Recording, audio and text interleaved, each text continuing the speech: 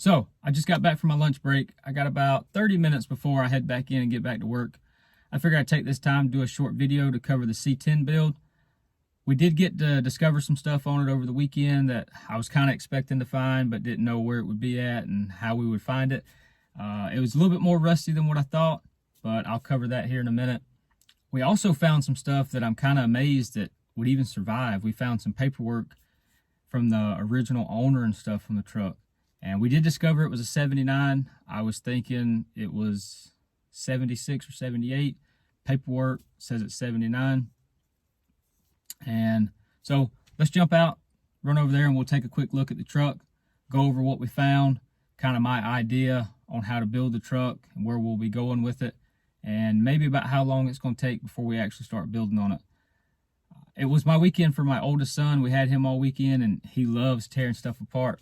So he was dying to tear stuff off the truck. So I gave him a bunch of sockets and wrenches, and everything that's off the truck, he did it all himself. I stayed in the shop building parts all weekend, and it took him 2 days, but to be 10 years old in 2 days, he took a lot off. So I'm kind of impressed.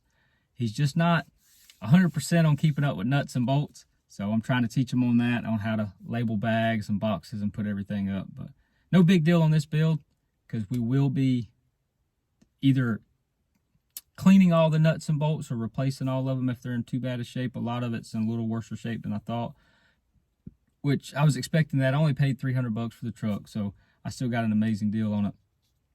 It was just in a little rougher shape than I thought. But let's jump out, run over there, and we'll take a quick look at the truck real fast. So this is what I knew for sure when we bought the truck. We knew the back of the bed had some rust on it there. Knew the frame was in pretty good shape. We knew the other side of the bed was crushed. What I didn't know, because it had carpet and it had padding down, and we bought this thing like middle of the summer last year. It was crazy hot. It was out in the middle of the field. Walls were real bad, and I wasn't about to crawl underneath it, and I just wanted to get it loaded. And I got such a good deal on it, I really wasn't gonna complain either way. But I just wanted to get it loaded and get the thing to the house. So without pulling the carpet up, we didn't know it had this rust here. I knew that the rocker panel here was rusted, and I knew there was a chance that the rocker panel was rusted. It had some rust in the floor, and I knew there would probably be rust in other places. I mean, you're not gonna find, even down south, you're not gonna find this year model truck without any rust at all, unless it's already been restored or garage kept or something. It's just, if you find them out in the field, the grass and stuff holds moisture, and the moisture causes rust. That's just what it's going to be. What we didn't know is it has some screen and some Bondo holding the rocker panel in. That's no big deal. We can get there's a whole kit you can get online. It's rocker panels, cab corners. I can get the floor section from here over to somewhere in here. Get it both sides.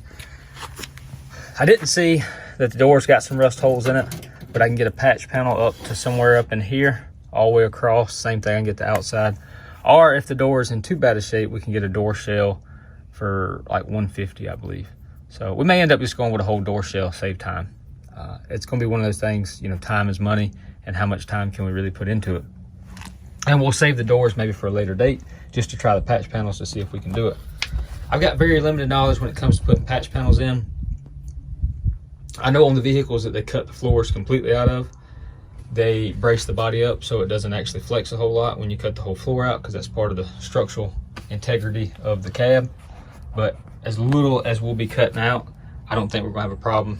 I've got a buddy that's amazing at restoring old cars and trucks. He's an older guy, but I'm gonna get up with him, get some tips and tricks from him, and just to double check, make sure I'm doing everything the right way. Other than that, the truck's in pretty good shape. All the gauges and everything's in good shape. It was originally an AC truck. It still got most of the AC stuff up there. I did have to break the key. I had to drive a screwdriver through there because it didn't come with a key, so I could turn the wheel. We'll definitely be reusing all that. We're probably not even going to try to paint any of it. It's kind of the look I'm going for, and it's kind of like all original. It hasn't really been touched. The dash we probably will try to replace. I really don't know what we're going to do color wise yet, so we're just going to hold up. I've got a buddy that his dad owns a poster shop here in town, We'll get up with him, see what he thinks. We'll probably replace the door panels. I'll have more on the interior stuff later because I got a couple ideas. We do have a little rust spot here in the fender. Fenders, I think we can get for like, I think they were 80 bucks a piece. I can't really remember, I have to look it up again. Or we can get patch panels for like 20 bucks. But it's one of those things, time is money, and how much time can we really spend on it? But we may end up at least trying the patch panels on the fenders just to see how it goes. The truck's got the original straight six in it. It's from what I can understand and from what I've read, it's got what they call an integrated head on it, which means that the intake and exhaust is all molded into one piece. So if anything broke, you had to change it all. I don't think there's really a demand for this motor. I'm going to do some research just to make sure. I'm pretty sure that motor's just going to go to the scrap pile. We'll be redoing all the brakes. Like I said, the AC stuff's still in there. We'll redo all that. And another thing my son needs to work on is putting tools back up where they go, but he's getting there. The grill's still in pretty good shape, and we want to save as much money as possible on this build, so we'll probably reuse the factory grill.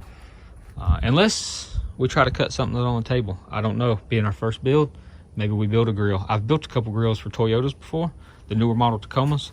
They came out pretty great. So we may end up building a grill for this, putting some LED lights behind it.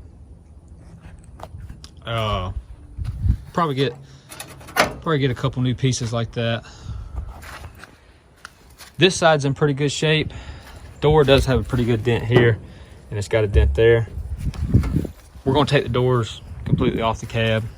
Probably gonna pull everything off. We may even pull the cab off, build a rotisserie, put the cab on so we can do the floors upside down, and we can sandblast it a little better without fighting it. And it'll give us a better working area as far as trying to get everything on the frame laid out. Passenger side floor, it's about the same. It's a couple good sized rust spots. The rocker panel itself on the bottom is in real good shape. There's some rust up in here, so we'll probably end up the kit comes with enough for both sides, and we're probably just gonna cut it all out. If we do end up selling this truck, which will probably be a long time from now because this is like one of my dream body style trucks, but if we do end up selling it, I don't want to sell it knowing that I didn't fix everything that should have been fixed on it. The coolest thing about the whole truck is the paperwork, in my opinion. I don't know, I go crazy over stuff like this. The fact that it survives from 79 till now is crazy. In the truck, in the glove compartment.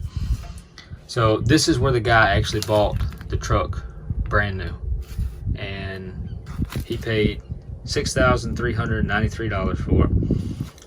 He traded in a 1975 old Cutlass. They gave him $25,450 for the trade-in. He put $1,000 down. The guy was in Mobile, Alabama, and it came from Mobile, Alabama. So that's about an hour from us, about an hour and 15, depending on how fast you drive. I probably won't blur out the guy's address. I'm sure the guy doesn't live there anymore. But it's just amazing that all this survived. There's even a warranty thing, a warranty card for when it was bought.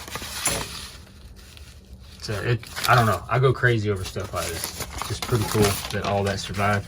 We may end up framing most of that, just so if we do sell the truck, whoever buys the truck kind of have some background on it and all the paperwork.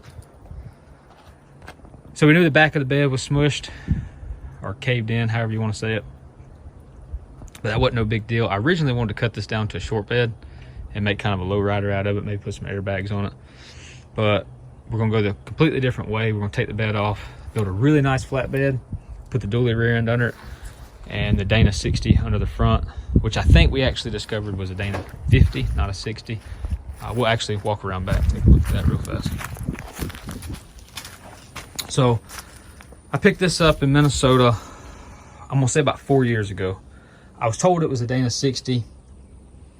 I was assuming it was. It come out of a late model F350 Single wheel, I'm pretty sure. Yeah, single wheel. And the guy told me Dana 60. I just took his word for it. I didn't really know how to tell the difference. I bought it. I got it real cheap. I think I got it for like a couple $100.